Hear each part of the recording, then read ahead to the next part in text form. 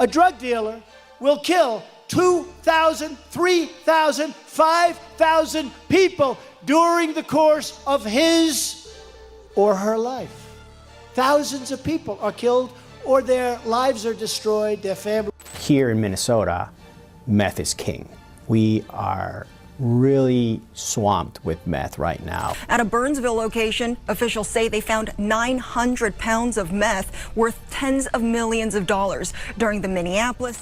To every terrorist thug smuggling poisonous drugs into the United States of America, please be warned that we will blow you out of existence. That's what we're doing. We have no choice. 1:48 a.m. A quiet residential street in Minneapolis lay submerged in the darkness of the final hours before dawn. Porch lights were off, windows were blacked out, the kind of neighborhood where nothing ever seems to happen before sunrise. That silence ended abruptly.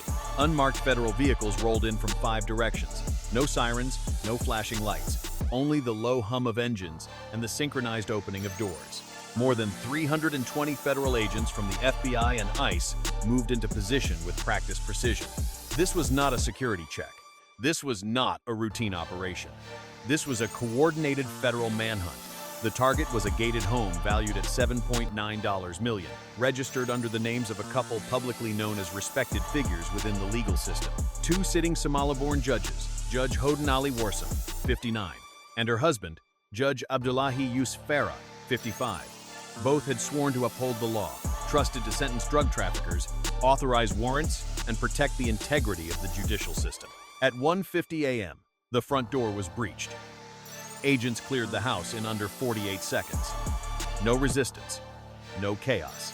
Inside the master bedroom, the judges were taken into custody, still in their sleepwear, visibly stunned, completely silent. One agent later described the moment as unsettling. Not because of violence, but because of the eerie calm. Then the search began behind reinforced interior walls. Investigators uncovered the first shocking discovery. Sealed packages stacked from floor to ceiling. Laboratory testing confirmed what many feared, but few expected.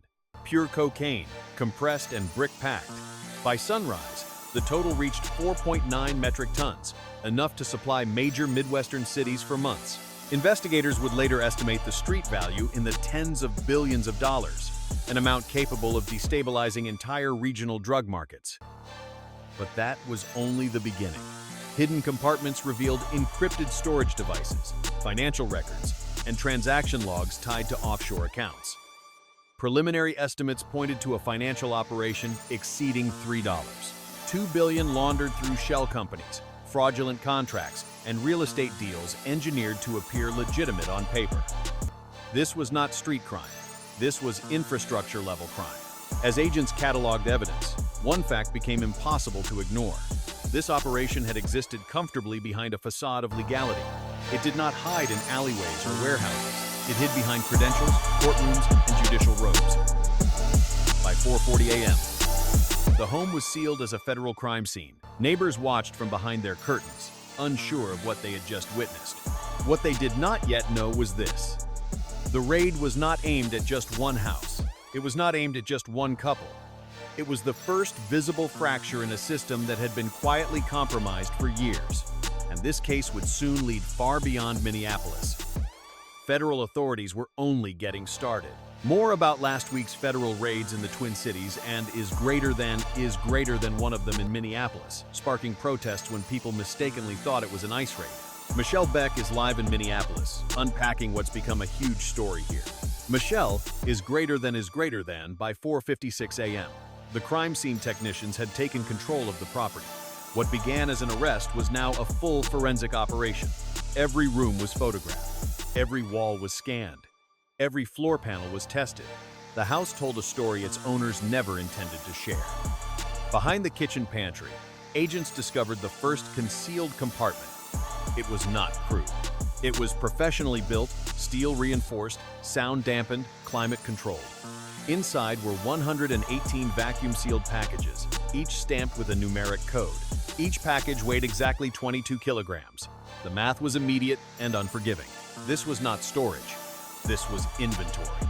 As teams moved deeper, they found more. A false ceiling above the garage concealed industrial-grade digital scales, packaging material, and chemical residue consistent with cocaine processing. In a guest bedroom closet, agents uncovered $28.4 million in cash, bundled in stacks of $25,000 wrapped and labeled by date. No family keeps money like this. In the basement, a reinforced door led to what investigators later called the most disturbing discovery of the morning, a private records room.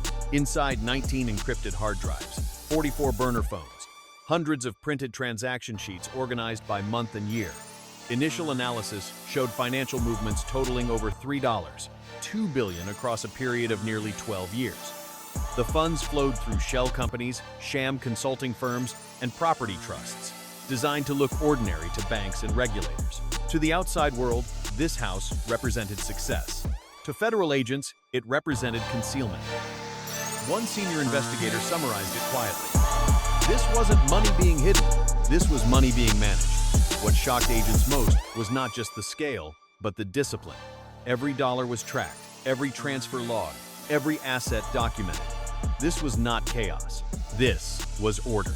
By 7:45 a.m., preliminary field tests confirmed the cocaine's purity averaged over 95%, a level rarely seen outside cartel-controlled distribution hubs. Street value estimates exceeded $690 million, depending on final dilution, and all of it sat beneath the roof of two people sworn to enforce the law. As evidence was boxed and removed, one conclusion became unavoidable. This house was not a safe house. It was not a stash location chosen at random. It was a command center, disguised as a family home. And if this was what investigators found in the first 7 hours, the question was no longer whether this operation reached further. The question was how far it went and how long it had been protected. If you believe U.S. federal agencies can dismantle this massive criminal network, comment stopped to give strength to justice. By late morning, the focus of the investigation shifted. The cocaine had already shocked the nation. 4.9 tons was impossible to ignore. But federal investigators knew from experience that drugs were only the surface. The real story was always underneath. The money. At 9:25 a.m., forensic accountants from multiple federal agencies began tracing the financial records seized from the house. What they uncovered was not chaos or desperation, it was precision. Clean spreadsheets, dated entries, cross-reference transfers. Every dollar had a path. Over the next 30 hours, analysts reconstructed a financial trail totaling $3.2 billion. This was not one account. This was not one bank. It was a web. Funds moved through over 210 shell companies, many registered as consulting firms, property management groups, or nonprofit organizations. On paper, they appeared legitimate. In reality, most had no employees, no offices, and no real business activity. Investigators identified $1.1 billion routed through real estate alone. Luxury homes, apartment complexes, small strip malls, properties purchased quietly, held briefly, then sold again. Each transaction washing the money cleaner than before. Another $760 million passed through fraudulent construction contracts for projects that never existed. Invoices were filed, payments were made, no buildings were ever completed. To an ordinary citizen, these transactions would look boring, routine, forgettable. That was the point. One senior analyst described it simply, "This network didn't steal loudly, it blended in." The remaining funds moved through charitable foundations and legal trusts. Donations were made, tax forms were filed, public records showed generosity. Behind the scenes, the money came from cocaine and returned as legitimacy. What made the case even more disturbing was the timeline. The record stretched back nearly 12 years, year after year, election after election, administration after administration. The operation did not rush. It waited. By day 5, investigators confirmed that the financial structure was designed to survive arrests. Even if one account was frozen, others would continue. If one company was exposed, another replaced it. This was not improvisation. This was architecture. And then came the final realization. Several of the financial approvals, property filings, disputed transfers, sealed settlements had passed through courtrooms overseen by the very judges now in custody. Transactions that should have triggered scrutiny had instead received quiet clearance. That is when the case stopped being about drugs and stopped being about money. It became about power. Because when $3.2 billion can move through a system without resistance, it means the system itself has been compromised. And federal authorities now understood something critical. This network did not fear the law. For years, it had been protected by it. By the end of day 7, investigators were no longer asking how the money moved. They were asking a far more troubling question. Who made it possible? Court records were pulled. Dockets were reviewed. Thousands of pages of filings were examined. Line by line, what emerged was a pattern that could not be explained by coincidence. Over a period of nearly 12 years, more than 510 criminal cases connected directly or indirectly to narcotics distribution, money laundering, or cartel logistics had passed through courtrooms tied to the same judicial circle. In over 71% of those cases, outcomes followed a familiar script. Evidence suppressed, warrants delayed, charges reduced, or cases quietly dismissed. On paper, everything looked legal. In reality, it was controlled. Investigators found that key rulings were consistently timed. Search warrants that should have been approved within hours were delayed for 9 days. Asset forfeit orders involving tens of millions of dollars were challenged on technical grounds. Technicalities authored by the same judges who later ruled on them. In at least 41 cases, seized drug money was returned to defendants after being labeled improperly obtained despite clear chain of custody records. That money did not disappear. It re-entered the same financial pipelines already under investigation. The most disturbing discovery involved sentencing. Records showed that cartel-linked defendants routinely received sentences 87% lighter than state averages for similar crimes. Some avoided prison entirely. Others walked out with probation. Meanwhile, low-level offenders, people with no protection, served full terms. Justice had become selective. Behind the scenes, court clerks altered filing dates. Baifs flagged cases for reassignment. Legal mentors quietly advised which motions to file and which judges to request. This was not the work of one rogue official. It was a coordinated process. One federal prosecutor summarized it in a single sentence. They didn't break the law in the courtroom. They bent it until it served them. The betrayal cut deeper because of who stood to lose. Communities already struggling with addiction saw repeat offenders return to the streets within weeks. Families affected by cocaine and fentanyl never knew why enforcement failed. They blamed police. They blamed policy. They never imagined the courtroom itself was compromised. By the time investigators finished mapping judicial involvement, the scope was undeniable. This was not corruption on the margins. It was structural. The law had not been ignored. It had been weaponized. And once that reality set in, federal authorities understood something chilling. Removing drugs and freezing accounts would not be enough, because when the very system meant to stop crime is quietly protecting it, the damage spreads far beyond any single case. The operation had reached a point of no return. What came next would not be a simple arrest. It would be a reckoning. By 3:10 a.m. the following morning, the investigation entered its final and most decisive phase. What began as a single silent raid in Minneapolis had now escalated into a synchronized federal response spanning multiple states. This was no longer an inquiry. It was an execution of authority. Inside secured command centers, timelines were locked. Warrants were finalized. Chains of command were clarified down to the minute. This time, there would be no judicial delays, no procedural stalls, no quiet deferrals. Federal officials understood what was at stake. More than 1,780 federal agents drawn from the FBI, DEA, and specialized financial task forces were placed on coordinated standby across 5 states. As dawn approached, operations unfolded simultaneously.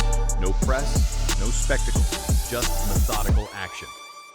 Financial offices linked to the network were sealed without warning. Shell companies identified during the forensic review were frozen in place. Titles to properties, homes, commercial buildings, and land parcels were transferred into federal control pending forfeit proceedings. Offshore linked accounts were restricted. Licenses tied to front businesses were suspended. By the end of the first operational day, authorities confirmed the seizure or restriction of over $1.24 billion in assets. An additional $760 million in suspicious financial movements was formally flagged for immediate review, triggering automatic alerts across banking institutions. Compliance departments were notified. Transfers stopped. The money flow, once seamless and invisible, slowed to a crawl. Yet officials were careful with their words. This was not declared a victory. In a closed-door briefing, one senior federal official stated plainly, When a criminal network survives nearly a decade inside the system, dismantling it requires more than arrests. The damage extended far beyond narcotics and finances. Public trust had been fractured. Confidence in the justice system, especially in communities already devastated by addiction, had been quietly eroded for years. What many had blamed on policy failures or enforcement gaps was now revealed as something far more deliberate.